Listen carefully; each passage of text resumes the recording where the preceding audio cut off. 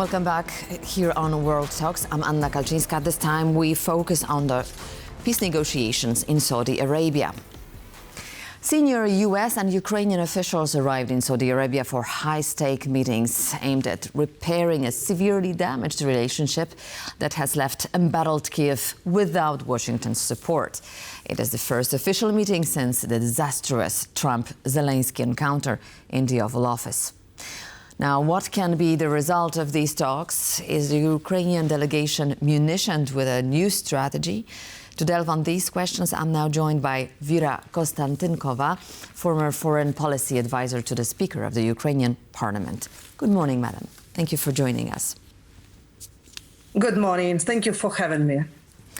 So the American side says the goal of this meeting is to create a framework for peace agreement and an initial ceasefire. How likely is it, according to you? Of course, there is a long-term process ahead, because currently, according to my understanding, we are on the initial stage of a so-called ceasefire agreement, not a peace agreement in general. So it's important to understand the red lines of Ukrainian side, and we had confirmed for several times what are the red lines are.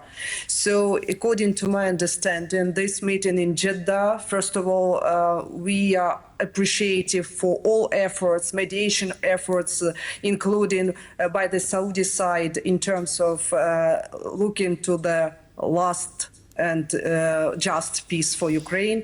And this meeting in Jeddah is very important in terms of the further steps, because I'm pretty realistic, because this meeting would be only the first one in terms of the further negotiation processes, because as it's probably reasonable, according to the media, I would say that, for example, Special Representative Mr. Witkov would have a trip to Russia after this meeting in Jeddah. So I believe that we are still on the initial phase of these negotiations.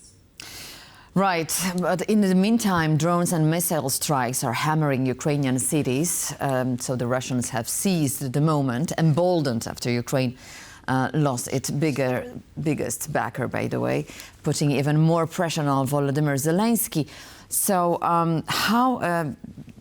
what are the possible concessions the Ukrainian side is willing to make, if that is the strategy to bring Volodymyr Zelenskyy to the table?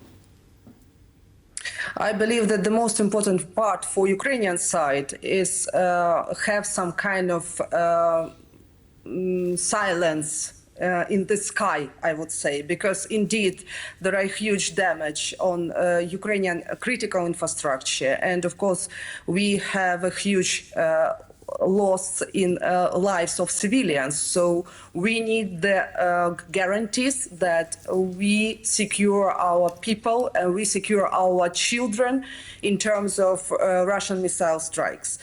Of course, there is another issue, because in terms of supporting Ukraine's position, in terms of supporting Ukraine's efforts to have long-lasting peace, we need to have weapons. We need to have instruments to protect our children, to protect our loved ones. So in these terms, I believe that we have a good start with our American partners in terms of understanding what is critical for Ukraine on this stage, at this stage of negotiation processes.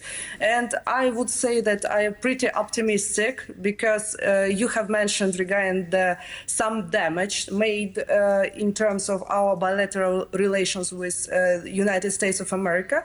I believe that we are on a constructive way of dealing with this in terms of further steps and further ideas of how we can stop the hot phase of this war. So you mentioned limiting a military arsenal would not be a viable option for Ukraine, as I understand you correctly. So what are the red lines for Ukraine other than that? There is several important points. First of all, we need to have security guarantees, of course.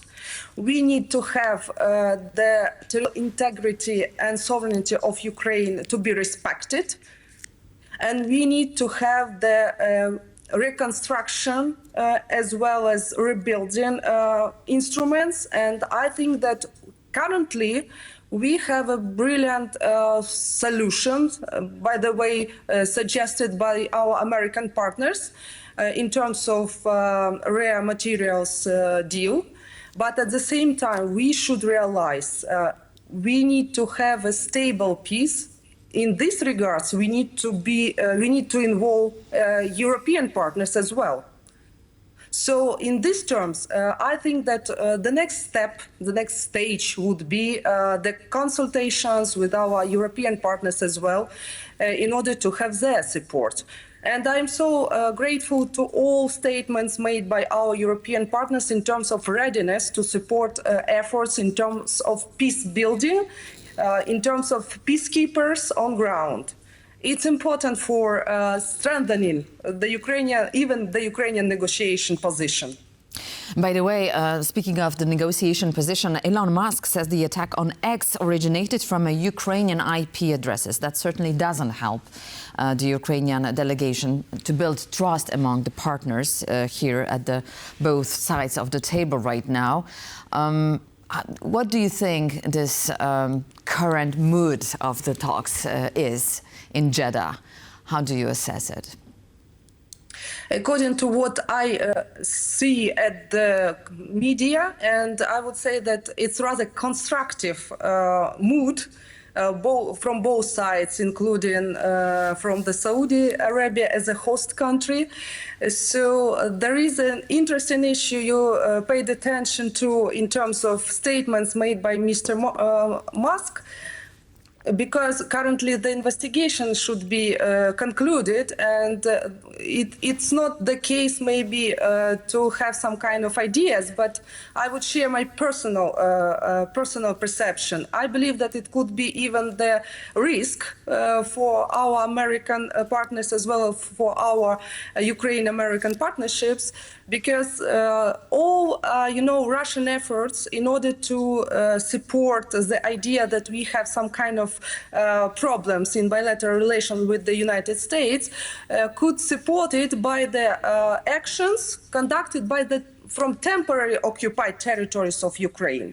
So in other words, Mr. Musk could say that that there is a problem of identification in terms of who conducted the attack and cyber attack. It was a huge cyber attack, even in terms of X network. How do the Ukrainians take words by Donald Trump, who says that, well, Ukraine may not survive even with our help? I think that it's a political statement more, and it's directed not to Ukrainian audience, but for other audiences. And I would say there is an interesting point of view that it's like a strategy, a tactics for negotiations, because we should realize that Russian side is not on the track for negotiations, because they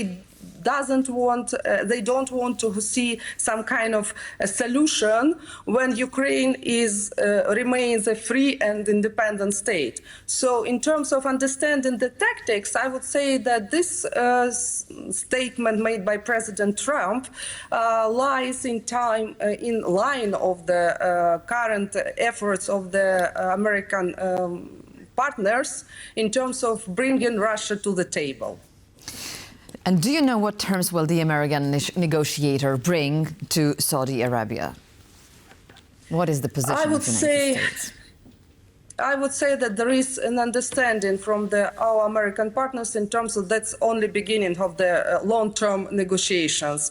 And the statements made by Secretary of State, Mr. Rubio, I would say that it's already visible for analysts that there is a huge concern regarding the practical accessibility of this peace for Ukraine, and of course in terms of promises made by President Trump during the election campaign. It's an important part for his position as the leader of this process. But again, I try to be realistic. In terms of actions to be done, I believe that there is a huge efforts ahead, not only made by American partners, but also with support of our European partners, especially of our Baltic colleagues, Poland, as well as Finland, and so-called frontline nations. All right, and if you were to draw an ultimate goal for Ukraine here, what would it be during these talks? Would it be a ceasefire achieved or some other assurances by the United States? What is the most important for Ukraine right now? The most important part to ensure this partnership to stay alive, and this partnership in terms of weapons, in terms of delivering air defense systems, etc. So in terms of minimum, I would say that it's important to have one-page assessments in terms of the understanding the Russian threat, not only for Ukraine, but also for the European continent. And the second part of my, again, model of the situation, it's assurances that Ukrainian red lines would take into account. Thank you so much, Vira Konstantynova, former foreign policy advisor to the Speaker of the Ukrainian Parliament. Thank you so much for being with us this morning. And that concludes this edition of World Talks. Stay tuned to TVP World for more.